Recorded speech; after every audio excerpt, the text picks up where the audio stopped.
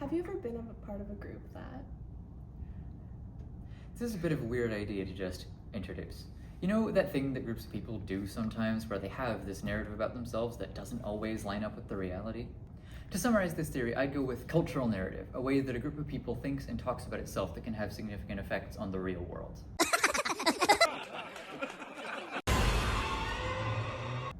The textbook's authors don't offer a succinct summary of what the symbolic convergence theory is, but they do quote its creator, Ernest Borman, as saying, "Sharing group fantasies creates symbolic convergence," which doesn't mean very much, so I'll offer an alternate brief definition. I'm hesitant to lead with an anecdote, but I feel like it will be more effective. When I was several years younger, I attended a summer camp with my Boy Scout troop and a campsite that butted up against that of a different troop who tended to be loud in a way that irritated my group. This quickly became the subject of a running joke among the troop about methods of getting the neighboring troop to be quieter. Some time passed and the jokes grew more intense as it did so, with suggestions changing from innocuous to more concerning. This eventually ended up culminating in a verbal fight between one of the boys in my troop and one of the ones from the loud troop across the way. That inside joke that spilled out into the real world is an example of what Borman and the textbook call a fantasy chain.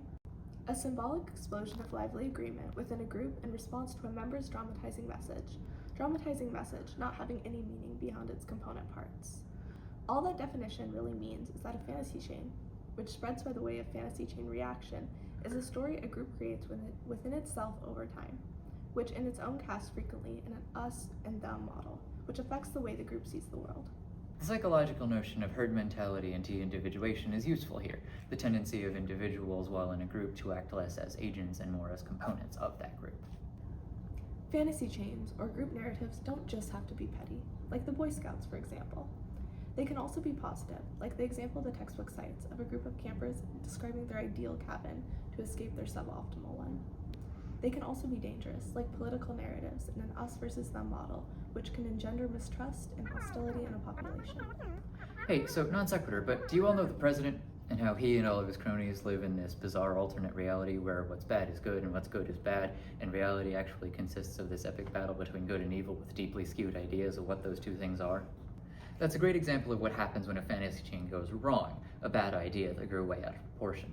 Try to remember that fantasy chains or group narratives are just like any other kind of idea, value neutral. It just depends on what the idea contains.